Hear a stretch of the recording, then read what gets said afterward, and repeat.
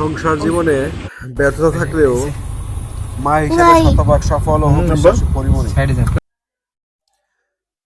Hello, আসসালামু আলাইকুম।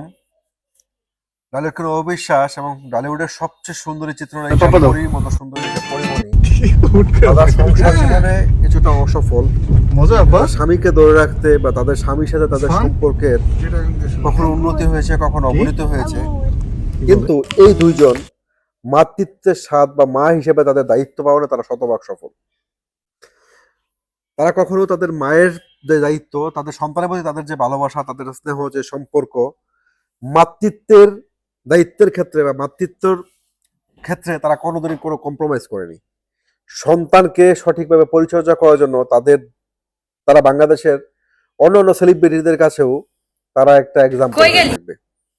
Abraham খান জয়কে গড়ে তোলা, আব্রাহামকে জয়কে তিলে তিলে বড় করে তোলা, তিনি কোনো ধরনের অভিযোগ ছাড়া অবিশ্বাস তাকে বড় করেছেন।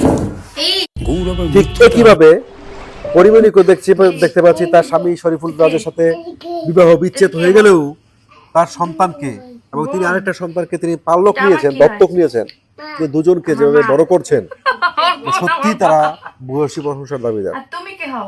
মাতৃত্বের ক্ষেত্রে কোনো ধরনের কম্প্রোমাইজ করেননি এই দুজন, এবং কোনো কমপ্লেন করেননি। সন্তানকে বড় করা, সন্তানকে আগলে রাখা, সন্তানের সমস্ত পরিচর্যা করার ক্ষেত্রে কোনো কমপ্লেন ছাড়া তারা দুজন কাজ করছেন।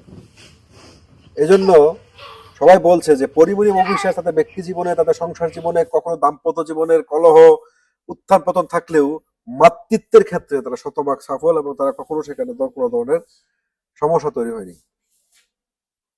এই হচ্ছে এই দুজনের মা হিসাবে সেলিব্রিটিদের মধ্যে তারা উপমা।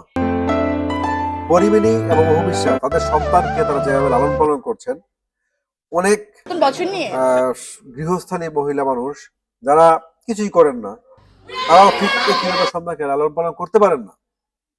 আপনি অবিশ্বাসকে কখনোই দেখেননি বা পরিমণিকে কখনো দেখেননি তাদের সন্তানের জন্য বা তাদের সন্তানকে তারা কোথাও ফেলে রেখে বা তাদের সন্তানকে মাতৃত্বের অভাব অনুভব করতে দিতে।